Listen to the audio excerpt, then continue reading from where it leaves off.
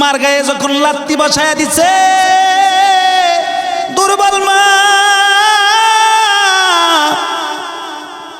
লাঠির আঘাতে জমিনে পড়ে গেছে।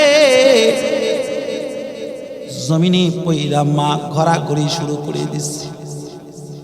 বাবা দূর থেকে তাকায়া তাকায়া দেখতেছে, বাবার চোখ দিয়া অজরে পানি গড়ায় গড়ায় পড়তেছে। বাবা কান্দে আর বলে, হায় হায়, এর লাগা বুঝি রিক্সা চালায়া সন্তান মানুষ বানাইলাম। বাবার চোখ দিয়া পানি পড়তেছে, সন্তান থামে না লাথি দিয়া। আবারও যখন মাইরে আরেকটা লাথি মারার জন্য পা বাড়ায় দিছে, বাবার জবান খুলে গেছে।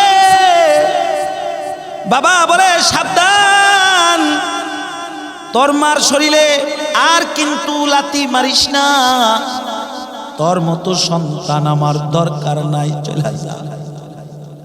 সন্তান বলে, চলে যাব ঠিকই, কুরবানির টাকা আমি দিছি, গোস্ত আমি নিব। ঠিক আছে, তোমার গোস্ত লইয়া তুমি চলে যাও। সন্তান গোস্ত লইয়া বিবিরে লইয়া চলে গেছে শ্বশুরালয়, শ্বশুর বাড়িতে। আল্লাহ তাআলা গোসা আইসা গেছে। আল্লাহ কয়, আমি ধরি না, ধরলে কিন্তু ছাড়ি না।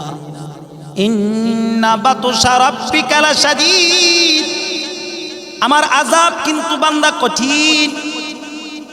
কারণ আল্লাহর বিধান, আল্লাহ বলে, ওয়াকাদা রাব্বুকা আল্লা তা'বুদু ইল্লা ইয়াহু ওয়া বিল ওয়ালিদাইনি ইহসানা। আল্লাহ বলে, আমার গোলামি করবি। আমি তোরে বানাইছি, আসমান আমি বানাইছি, জমিন আমি বানাইছি, সূর্য আমার হুকুমে তোমারে আলো দে, রাত্র আমার হুকুমে অন্ধকার ছায়া ফেলায়, দিন আমার হুকুমে আলোকিত হয়। আমার গোলামি করবে, শুধু আমার গোলামি করলে চলবে না। ওয়া বিল ওয়ালিদাইনি ইহসানা, মা বাবার খেদমত করবি, মার খেদমত করবি, আমার গোলামি করবি, তাহলে আমার লগে তোর বন্ধুত্ব হয়ে যাবে, খাতির হয়ে যাবে। মার উপরে জুলুম করবি, আমার গোলামি করবি, তারপরেও আমার সাথে তোর প্রেম হবে না। হায় হায়, সন্তান লাত্তি মাইরা গোস্ত গুলা লইয়া বিবিরে লইয়া শ্বশুরালয়ে চলে গেছি। আসমানের মালিক নারাজ হইয়া গেছে, কঠিন আযাব সন্তানের উপরে দিচ্ছে। হায় হায়, নবী লেখে সন্তান জ্বরে আক্রান্ত হয়ে গেছে। কিছুদিন পর তার জ্বর আসছে, জ্বরের পরে তার গায়ে বসন্ত আইসা গেছে। কিছুদিন বসন্ত থাকার পরে ঘা পচা ধরে ফেলাইছে। ডাক্তারের কাছে লয়ে গেছে। ডাক্তাররা বলে, তার দেহ পুরাটা পচতে পচতে সে মৃত্যুবরণ করবে। কেন গো ডাক্তার? কয়, তার দেহে ক্যান্সার হয়ে গেছে। বিবি স্বামীরে চলা অন্যত্র বিবাহ বয়ে চলে গেছে। নবী বলে, শ্বশুরালয় থেকে তারে বাহির করে দিছে, চাকরি থেকে তারে বরবাদ করে ফেলাইছি। হায় হায়, এবার সে চিন্তা করতেছি, বিবি তারায়া দিতে পারে, শ্বশুর তারায়া দিতে পারে। হায় হায়, বন্ধু বান্ধব তারায়া দিতে পারে, চাকরি থেকে আমারই বিদায় করে দিতে পারে, ছাঁটাই করে দিতে পারে। তবে কে আছে আমার বিপদের দিনে আমারই দেখভাল করা লাগবে? হায় হায়, আমি কি করলাম? আমার মা যদি থাকতো, জীবনে আমার মা আমারে তাড়ায়া দিত না। বাড়িতে চলে আসছে, শ্বশুরালয় থেকে নিজের বাড়িতে চলে আসছি। বাবা সন্তানকে দেখা চেহারা অন্যদিকে ফিরে রাখছে। ভাই তার আপন বাইরে দেখা ঘর থেকে বাইর হয়ে গেছে, কোনো কিছু বলে না। মা সন্তান দেখা জড়ায়া ধরছে, ধরে বলে জাদু তোর কি হয়েছে, কি হয়েছে আমার সন্তানের? লোকেরা বলে আপনার সন্তানের ক্যান্সার হয়ে গেছে, আপনার সন্তান বেশি দিন বাঁচবে না। মা চোখের পানি ছাড়ে আর বলে না, আমার সন্তানের এমন রোগ হওয়ার কথা নয়। হায় হায়, সন্তানদের রাইখা মানুষ চলে যায়, তার দেহ থেকে পচা দুর্গন্ধ আসে, বাবা সন্তানের কাছে যায় না, ভাই তার ভাইয়ের কাছে যায় না। যে প্লেটে সন্তান ভাত খায় ওই প্লেটে বাবা ভাত খায় না, যে প্লেটে সে ভাত খায় তার ছোট ভাই ওই প্লেটে খায় না, যে ঘরে সে থাকে ওই ঘরে বাবা যায় না, ছোট ভাই যায় না। মা দুঃখিনী সন্তানদের ছাড়ে না, লোকমা বানায় বানায় মা সন্তানের মুখে তুলা দেয়, পচা দুর্গন্ধ মার নাকি লাগে না। মা পচা দুর্গন্ধ গাওয়ালা সন্তানটি নিজের বুকে জড়ায় রাখে। রাত্রিবেলা সন্তানের সাথে মা থাকে, রাত্রিবেলা মা বারবার ঘুম থেকে জেগে সন্তানের মাথায় কখনো হাত দে, সন্তানের পেটে কখনো হাত দে, সন্তানের পায়ে কখনো হাত দে, কখনো সন্তানের গায়ে খাতাটা দিয়ে দে, আবার কখনো গা থেকে খাতাটা নামিয়ে দে। তার নাম হলো মা। এবার সন্তান বুঝা ফেলাইছে, সন্তান বলে মারে, ও মা আমি বুঝছি, আমি বুঝছি, বিবির লগে বিবিরে খুশি করতে যায়া ও মা তোমাকে যে আমি লাত্তি দিছি, আমার মালিক বুঝে আমার প্রতি নারাজ হয়ে গেছে রে মা। ও মা তুমি আমারে মাফ করে দাও। থা নবী লেখে সন্তানের মরার আগ মুহূর্ত পর্যন্ত মা সন্তানদের ছাড়ে নাই, মা সন্তানদের ছোট বাচ্চার মতো বুকে রাখছে। একে বলা হয় মা। এজন্য সাহাবী রাসূলের কাছে আসছে, আয়েশা বলে সরকার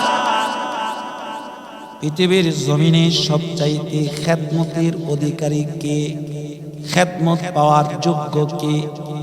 রাসূল বলে তোমার মা। সাহাবী বলে তারপরে কে? রাসূল বলে তোমার মা। সাহাবী বলে তারপরে কে? রাসূল বলে তোমার মা। সাহাবী বলে তারপরে কে? চতুর্থবার মাথায় রাসূল বলে তোমার বাবা। মুহতারাম হাজরিন, মা বাবারে কষ্ট দিও না। এজন্য রাসূল বলে ক্বালা রাসূলুল্লাহ, ক্বালা রাসূলুল্লাহ সাল্লাল্লাহু আলাইহি ওয়াসাল্লাম হুমা জান্নাতুকা ওয়া নারু। তোর মা বাপ তোর জন্য জান্নাত, তোর মা বাপ তোর জন্য জাহান্নাম। মা বাবার খেদমত করা, রবের গোলামি দিয়া যদি জিন্দেগি সাজাইতে পারো, চক্ষু বন্ধ করবা আর মালিকের জান্নাতের মালিক হয়ে যাইবা।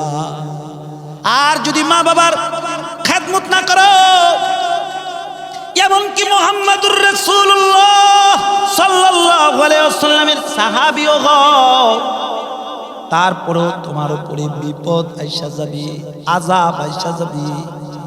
যেমন আল্লাহর রাসূলের সাহাবী হযরত আলকামা, যে সারা রাত্র দাঁড়ায়া দাঁড়ায়া তাহাজ্জুদ নামাজ পড়ত, যে রাস্তায় চলতে ফিরতে জিকিররত অবস্থায় থাকতো, যে দিনের বেলায় গরিব অসহায়দেরকে দান সদকা করত, ওই আলকামা মৃত্যুর শয্যায় সজ্জিত অবস্থা যখন তার বিবি দৌড়ে আল্লাহর রাসূলের কাছে আয়েশা বলে সরকার আপনার সাহাবী আলকামা মৃত্যুর শয্যায় কাতরাইতেছে।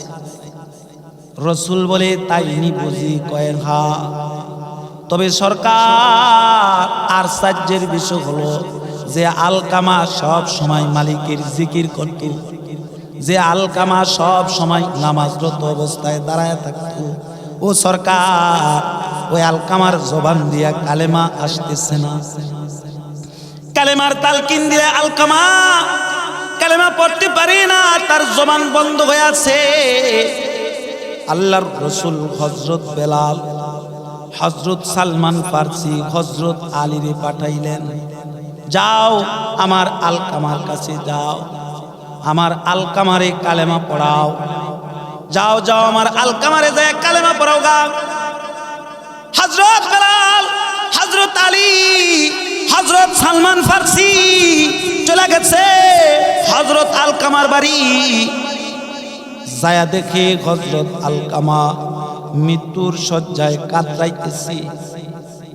আলকামার সামনে কালেমা পড়তেছে, লা ইলাহা ইল্লাল্লাহু মুহাম্মাদুর রাসূলুল্লাহ সাল্লাল্লাহু আলাইহি ওয়াসাল্লাম। বেলাল কালেমা পড়ে, আলী কালেমা পড়ে, সালমান কালেমা পড়ে। আলকামা কালেমার জবাব দেয় না, কালেমা পড়তে পারতেছে না, জবান বন্ধ হয়ে আছে। হযরত আলী বলে, বেলাল নবীজির কাছে চলে যাও, আল্লাহর রসুলে যায় আলকামার অবস্থা জানাও গা। হযরত বেলাল দৌড়ে আল্লাহর নবীর কাছে চলে আসছে। হযরত বেলাল বলে, সরকার আলকামা কালেমা পড়তে পারে না, তার জবান বন্ধ হয়ে আছে। আল্লাহর রসুল বলে, বেলাল বাড়িতে যায় দেখবা আলকামার মা বাবা জীবিত আছে কিনা।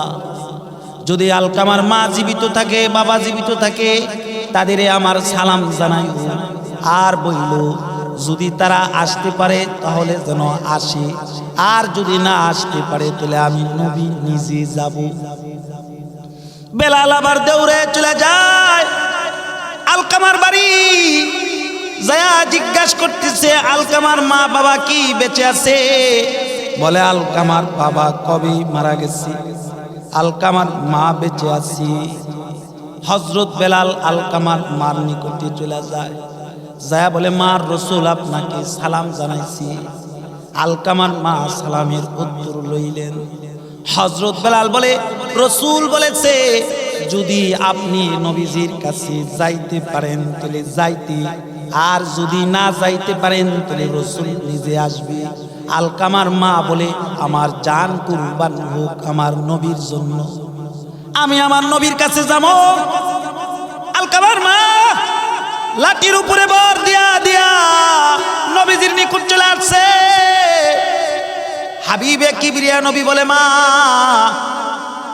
আপনার আলকামা কেমন লোক ছিল আপনার ছেলে? আলকামার মা বলে, আমার সন্তান বড় পরহেজগার, সারা রাত্র তাহাজ্জুদ দাঁড়ায় দাঁড়ায় নফল নামাজ পড়ত, সারাদিন জিকিরে ফিকিরে থাকত। আল্লাহ তাআলা আমার সন্তানদের ধন দৌলত দিছে, মানুষকে দান সদকা করত। আল্লাহর রসুল বলে, আলকামার মা এগুলা আমি শুনতে চাই না, আমি জানতে চেয়েছি আপনার সাথে কি আলকামা কোনো বেয়াদবি করছে কিনা। কয় না। ও মা, আলকামার ব্যবহারে আপনার দিলে কোনো কষ্ট গেছে কিনা? এবার আলকামার মা চোখের পানি ছেড়ে দিচ্ছে, বলে, সরকার এ কথা বললেন না, আমি আলকামার প্রতি নারাজ। কেন গো মা? বলে, সরকার আলকামারে আমি কষ্ট করে লালন পালন করেছি, সে আমার কথায় প্রাধান্য দেয় না, তার বিবির কথায় প্রাধান্য দেয়। সরকার গো, এজন্য আমার দিলে ব্যথা। রসুল বলে, আলকামার মা আপনি আলকামারে মাফ করে দেন। আলকামার মা বলে, সরকার আমি তারে জীবনেও মাফ করব না। রসুল বলে, বেলাল যাও যাও লাকড়ি জমা করো, সাহাবীদেরকে বলো লাকড়ি জমা করতে। আলকামার মা বলে, কেন গো সরকার লাকড়ি জমা করবেন? রসুল বলে, আলকামার মারি যদি আপনি আপনার সন্তানকে মাফ না করেন তাহলে লাকড়ি জ্বালায়া আলকামারে পুইরা ছাই করে ফেলাম। আলকামার মা চোখের পানি ছেড়ে বলে, সরকার আমার সন্তানকে জ্বালায়েন না, আমি মা সইতে পারবো না। রসুল বলে আলকামার মারি দুনিয়ার আগুনের চাইতে 170 গুণ 69 গুণ বেশি পাওয়ার জাহান্নামের আগুন। তুমি যদি তোমার সন্তানকে মাফ না করো, মরার পরে জাহান্নামের আগুনে কিন্তু জ্বলবে। আলকামার মা চোখের পানি ছাড়ে আর বলে, সরকার সাক্ষী থাকুন, আমি আমার সন্তানকে মাফ করে দিলাম। হযরত বেলাল বলে, এ কথা বলার সাথে সাথে আমি দৌড়ে আলকামার মারি নবীর রওজা নবীর সামনে রাইখা আমি দৌড়ে আলকামার বাড়িতে যাইলাম। যায়া দেখে আলকামা কালেমা পড়তেছে। কালেমা পড়তে পড়তে আল্লাহর জান্নাতে চলে গেছে। এজন্য বাবাজিরা, আমার আলোচনার যে বিষয়বস্তু আপনাদের সামনে আমি করতে চেয়েছি, মা বাবার খেদমত করো, আল্লাহর গোলামি করো। মা বাবার খেদমত করলে আল্লাহ তাআলা রাজি হয়ে যায়। মা বাবার নাফরমানি করলে আসমানের মনিব মাওলা নারাজ হয়ে যায়। পয়গম্বর মুসা কালিমুল্লাহ যে তুর পাহাড়ে যে আল্লাহর লগে কথা কইতো, কালিম আল্লাহরে ডাইকা কয়, আল্লাহ জান্নাত যে আমারই দিবা, জান্নাতে আমার সাথী হবে কি? আল্লাহ বলে, কালিম জান্নাতে তোমার সাথী হবে একজন কসাই। পয়গম্বর বলে, আল্লাহ নবীর সাথী বুঝি তুমি কসাই রে বানাইবা? আল্লাহ কয়, মুসা কসাই হইলে কি হইব? দিনটা বড় ভালো। ও মাওলা কই থাকে? এমক বাজারে গোস্ত বিক্রি করে। মাওলা অনুমতি কি দেওয়া যায় না? তারে একটু দেখা শিগা। আল্লাহ বলে, কালিম যাও দেখা শোকা। কালিমুল্লাহ পয়গম্বর মুসা দেখতে ওই বাজারে চলে আসছে। আয়সা দেখে কসাই গরু জবাই করতেছে আল্লাহর নামে। গরু জবাই শেষ, গরুর দেহ থেকে রূহ বাহির হয়ে গেছে। কসাই আবার চামড়া চড়াইতেছে, গরুর দেহ থেকে চামড়া আলাগ করতেছে। জিকিরে ফিকিরে মালিকের জিকির করতেছে, চামড়া আলাগ করতেছে। চামড়া আলাগ শেষ, এবার রান গুলা রানাইতেছে। পেট ফাইরা কলিজা বাহির করছে। হায় হায়, এবার কসাই নিজের গামছাটা কোমর থেকে খুইলা ভালো ভালো কিছু গোস্ত, কিছু সিনার গোস্ত, কিছু রানের গোস্ত, কিছু কলিজার টুকরা ওই গামছার ভিতরে রাইখা পেঁচায়া ডেক্সের ভিতরে রাইখা দিছি। সারাদিন গোস্ত বেচা কিনা করতেছে, ওজনে কম দেয় না। জিকিরে ফিকিরে গোস্ত বেচা কিনা করি। কসাই কইলে কি হবে? তার দৃষ্টি নিচের দিকে রাখি। হায় হায়, গোস্ত বেচা কিনা শেষ। টাকা পয়সা হিসাব কিতাব কইরা কসাই যে গোস্তগুলা গামছা দিয়া পেঁচায় রাখছে, ওই গোস্তগুলা লইয়া বাড়ির দিকে রওনা দিছে। কালিম দূর থেকে দাঁড়ায় দাঁড়ায় দেখতেছে কসাই বাড়িতে যাইতেছে। কালিমুল্লাহ কসাইয়ের পিছনে পিছনে বাড়ির দিকে যাইতেছে। কসাই বাড়িতে যাইয়া বিবিরে বলে, বিবি ভালো করে রান্না করো। বিবি রান্না আরম্ভ করে দিছে। কসাই ঘরের ভিতর থেকে একটা বৃদ্ধা মহিলা আরে কোলে কইরাই না নিজের হাতে গোসল করাইতেছে। যে মহিলার দুটা চোখের আলো কমে গেছে, যে মহিলা চোখে দেখে না, যে মহিলার শরীরের চামড়া লুজ হয়ে গেছে, যে মহিলার গায়ের কুয়াত নষ্ট হয়ে গেছে, শক্তি নাই, চামড়াগুলা বইটা বইটা হাড়ের সাথে লাগা গেছে। কসাই নিজের হাতে তারে গোসল দেয়। কসাই নিজের হাতে গোসল দিয়া তার ময়লা কাপড় চোপড় গুলা পরিষ্কার করা, তারে আবার নতুন কাপড় পরিধান করায়া আবার কুলে করে ঘরের ভিতরে আনছে। নিজের হাতে তার গায়ে তৈল মাইখা দিতেছে, নিজের হাতে তারে যত্ন সেবা নিতেছে। বিবির রান্না শেষ হয়ে গেছে। কসাই সন্তানরে গোস্ত খাইতে দেয় না, বিবিরে খাইতে দেয় না, নিজে খায় না। কিছু ভাত প্লেটে নিয়া কয়েকটা গোস্তের টুকরা প্লেটে লইয়া বৃদ্ধা মহিলার কাছে চলে আসছে। কালিম দূর থেকে দেখতেছি, কসাই লোকমা বানায়া বানায়া বৃদ্ধা মহিলার মুখে দিতেছে। হায় হায়, মহিলার দাঁত গুলা পড়ে গেছে, গোস্ত চাবায়া খাইতে পারে না। তাই কসাই নিজের মুখে গোস্তের টুকরা গুলা নিয়া নিজে চাবায়া চাবায়া গোস্ত গুলারে মুলাম বানায়া বৃদ্ধা মহিলার মুখে দিতেছে। হায় হায়, এত যত্ন করতেছে কসাই। বৃদ্ধা মহিলা লোকমা মুখে নিয়া আকাশের দিকে তাকায়া বিন বিন করে কান্দে, আর তার চোখ দিয়া অজস্রে গড়ায়া গড়ায়া পানি পড়ে। হায় হায়, মহিলাকে খাবার খাওয়া কসাই নিজে খাবার খাইল, নিজের বিবিরে খাবার খাওয়াইলো, নিজের সন্তান খাইল। কালিম এবার কসাই রে ডেকে বলে, ও কসাই একটু বাহিরে বাহির হয়ে আসো। কসাই বাহিরে বাহির হয়ে আসলো। কসাই কি কালিম বলে, সারাদিন গোস্ত বেচা কিনা করলা, ক্লান্ত শরীর নিয়া বৃদ্ধা মহিলার যত্ন নিলা, গোসল দিলা, তার গায়ে তৈল মাইখা দিলা, তার ময়লা যুক্ত কাপড় গুলা ধৌত করে দিলা। ও কসাই নিজের হাতে লোকমা বানায়া তার মুখে লোকমা উঠায়া দিলা। গোস্ত চাবায়া খাইতে পারে না, নিজের চাবায়া চাবায়া মুলাম করা তার মুখে গোস্ত দিলা। ও কসাই, এত যত্নের পরে বৃদ্ধা মহিলা কেন কেঁদেছে? কসাই বলে, ও পথিক, এটা কোনো দুঃখের কান্না নয়।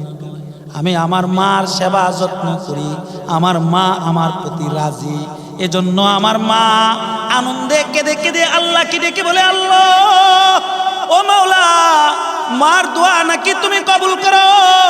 আমি মা হইয়া তোমার কাছে একটা দরখাস্ত করতেছি, আমার ছেলে কসাই হলে কি হবে? সারাদিন বাজারে পরিশ্রম করে মেহনত করে রে মালিক, সন্ধ্যাবেলা আইসা আমি মার খেদমত করে আমি মারে ভালোবাসি। আল্লাহ, সন্তান দেবার মতো আমার কাছে কিছু নাই। ও মালিক, আমি মা হইয়া তোমার কাছে ফরিয়াদ করতেছি, আমার এই সন্তানটারে এ যুগের নবী পয়গম্বর মুসার জান্নাতের সাথী বানায়া দিও। সুবহানাল্লাহ। আমার সন্তানটি পয়গম্বর মুসার জান্নাতের সাথী বানায়। পয়গম্বর কালিমুল্লাহ বলে, কসাই তোর মারে কানতে না করিস, আল্লাহ তাআলা তোমার মার দোয়া কবুল করিস। আমি এই যুগের নবী পয়গম্বর মুসা। বাবাজিরা আমার, মা বাবার খেদমত করলে শুধু নবীর জান্নাতের সাথী হওয়া যায় তা না, আসমানের মালিক মাওলা জমিনও ইজ্জত বাড়ায়া দে। আসমানের মনিব মাওলা জমিনবাসীকেও তার প্রতি মায়ার নজর ঢুকায় মায়া লাগায়া দে। হায় হায়, পয়গম্বর কালিম আল্লাহকে ডেকে বলে, আল্লাহ বুঝছি বুঝছি, এই কারণেই তুমি কসাইরে আমার জান্নাতের সাথী বানাইছো। বাবাজিরা, তোমরা যারা এই ময়দানে আসো, যাও বাড়িতে যাইয়া মার কাছে ক্ষমা চাওগা। যদি কোনো মার সাথে অপরাধ করে থাকো, যদি বাবার সাথে কোনো অপরাধ করে থাকো, যাও বাবার কাছে ক্ষমা চাওগা। আসমানের মনিব মাওলা মা বাবার কাছে মাপ চাইলেও তার ইজ্জত বাড়ায়া দে। আসমানের মনিব মাওলা মা বাবার কাছে মাপ চাইলেও তার জিন্দেগির গুনাহ মাফ করে দে।